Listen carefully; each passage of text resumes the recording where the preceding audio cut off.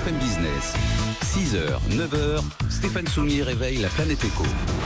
Good morning business. Et c'est Éric Méjean, le patron de Lamberet, qui est avec nous. Bonjour Éric Méjean. Bonjour, et merci beaucoup de revenir nous voir en ce jour qui est, et qu'on le veuille ou non, un jour historique finalement. L'ensemble des résultats des boîtes sont historiques. Les résultats de Lamberet sont historiques.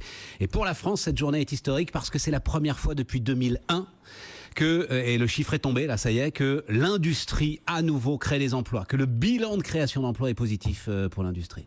L'industrie is back. L'industrie is back. Alors en ce qui vous concerne d'ailleurs, ça fait un moment que Lamberet nous, on l'a is back. toujours été. Hein.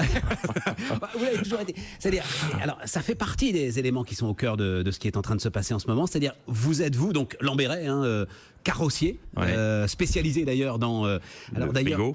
Oui, le frigo, mais j'ai appris que c'était d'ailleurs le terme exact, c'était les cabines à température constante, non? Ouais. Enfin, quand on veut se donner de l'importance, mais moi je fais des véhicules frigorifiques qui transportent des produits sous température dirigée. Température dirigée, voilà, c'est ça. Mais non, je me prends pas la tête avec ce genre de choses. J'essaye de produire surtout ce qui correspond aux attentes de mes clients. Voilà. On est sur un super cycle automobile quand même. Et quand on regarde Lamberet, c'est-à-dire croissance non-stop à 2 chiffres depuis 8 ans, c'est ça, Éric.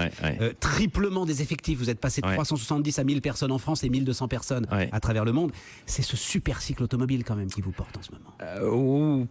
Oui et non. Oui et non, parce que je suis pas. Attention, quand j'ai écouté l'émission très intéressante que vous aviez eue avec Carlos Ghosn. C'était la semaine dernière, oui, une dizaine de jours. Qui parlait d'une fin de cycle. Je pense qu'il était plus dans son propos. Il ciblait plus le véhicule des particuliers que le véhicule industriel. Nous, on est sur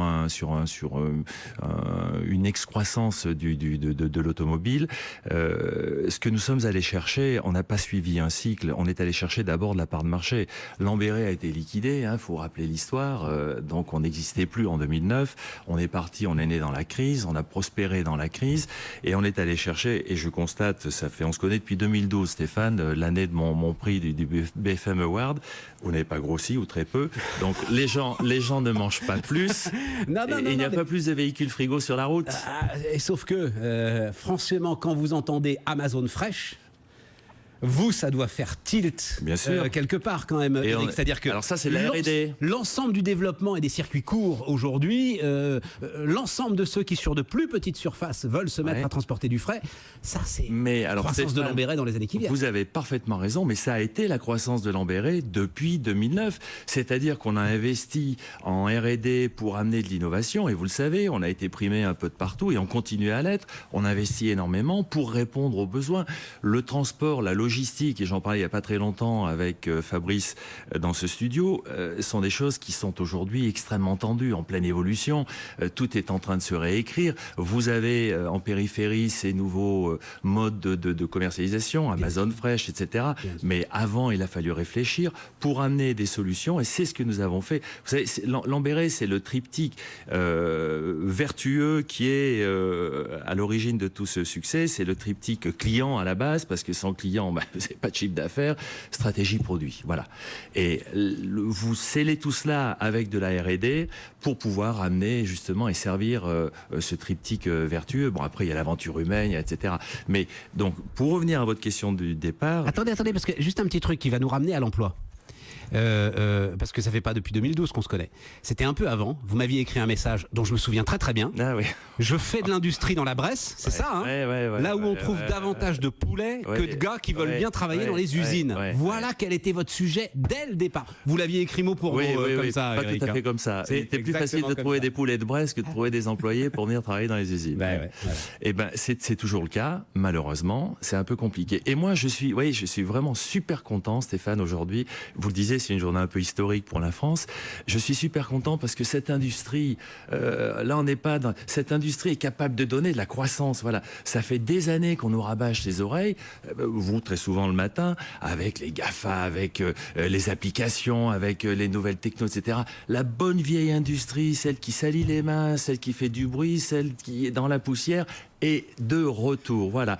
Et je vous arrête tout de suite. Non, je vous arrête tout de suite. Parce que si les usines de Lamberet, elles salissaient les mains, elles étaient dans la poussière, elle faisait du bruit et elle fumait, Lambéret ne serait pas Lambéret. Lambéret serait mort. Il y a un code environnemental, donc déjà, il n'y a pas seulement un code environnemental, il y a une productivité. Non, mais bien sûr. Non. Ah mais oui, mais vous comprenez. C'est par opposition à ces deux choses, Stéphane, par excès. Nous, ce qu'on doit marteler aujourd'hui, j'avais récemment, là c'était juste avant les vacances de Noël, le patron des Trois-Vallées qui était venu nous voir, là, le formidable domaine dans les Alpes. C'est une usine à ski. Et tout de suite, il a eu des airs horrifiés en disant ah non, pas une usine. Mais si, je suis sûr que chez Lambéret comme ailleurs, on mange par terre aujourd'hui dans les ateliers. Ah bah surtout qu'on vient d'installer une nouvelle cantine. Donc voilà. Non mais vous comprenez ce que je veux dire. Dans la cantine. C'est nickel, c'est propre, c'est moderne. On essaye, c'est compliqué quand même. L'industrie reste industrie. Stéphane, on n'est pas dans l'aéronautique, on est quand même dans des choses un petit peu compliquées. Mais moi, je vous dis, je suis très content.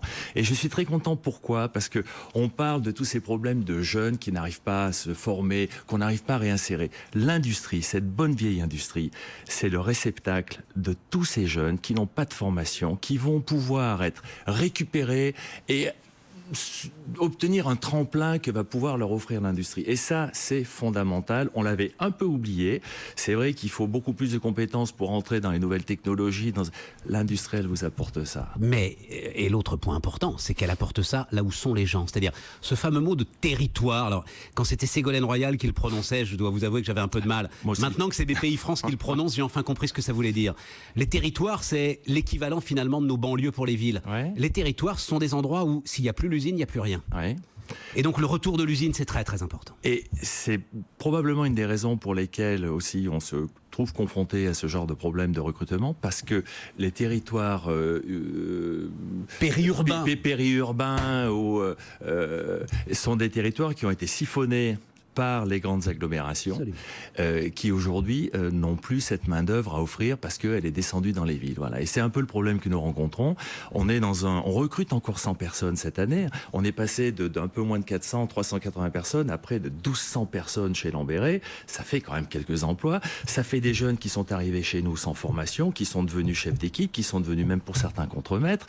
Mais aujourd'hui, on cogne, on bute contre l'impossibilité de trouver des personnels parce que cette jeunesse est partie dans les villes et le milieu rural n'est plus en situation d'offrir cette main-d'œuvre. Alors c'est peut-être pas la jeunesse qui pourrait retourner d'ailleurs dans la Bresse, c'est peut-être, vous voyez, à mon âge là, passer 50 ans qu'on retournerait bien à la limite. C'est une belle région, c'est une belle région. Mais en plus c'est ça, mais bien sûr, avec des qualités de vie qui sont exceptionnelles. Et sauf qu'il n'y avait plus de travail. Il y a du travail qui revient, enfin c'est quelque chose de fondamental. Exactement, mais c'est fondamental, c'est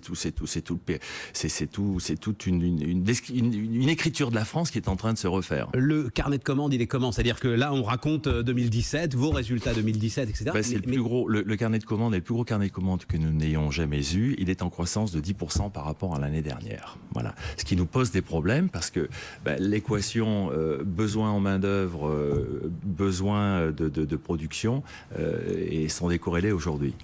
La question quand même, est-ce que l'ensemble de ce qui s'est passé dans le pays depuis, allez, on va dire la loi El Khomri, d'une manière ou d'une autre, accélère aujourd'hui la production industrielle?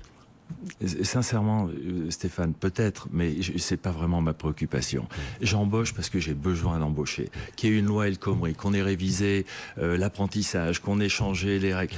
Je m'en tamponne un peu. Moi, j'embauche parce que j'en ai besoin, c'est tout. Voilà. La main d'œuvre est quand même la matière première la plus onéreuse de l'entreprise. Donc, il faut l'employer avec parcimonie. J'ai des besoins, j'embauche. C'est extrêmement vertueux. La plus onéreuse et la plus rare, c'est le capital humain. Et c'est le capital humain là, dans toute sa splendeur. Un mot encore, c'est un actionnaire chinois qui aujourd'hui préside au destiné de Lambéret. Oui, tout à fait. Ça passe bien, ils sont pas partis avec les camions. Non. Écoutez, tout le monde a peur des Chinois là. Mais non, mais il faut arrêter ça. Moi, je suis extrêmement content parce que les Chinois, grâce aux Chinois, aujourd'hui, je travaille avec Renault, précisément parce que Renault a un partenaire chinois, le groupe Briance Jinbei. Et nous fournissons un véhicule qui s'appelle le Silion. Nous fournissons un véhicule au groupe Renault qui va équiper ce véhicule en Chine. Voilà, c'est les bienfaits. Il faut savoir s'internationaliser. 50% du chiffre d'affaires de Lambéret vient de l'international quand même. Éric Méjean avec nous ce matin sur BFM Business.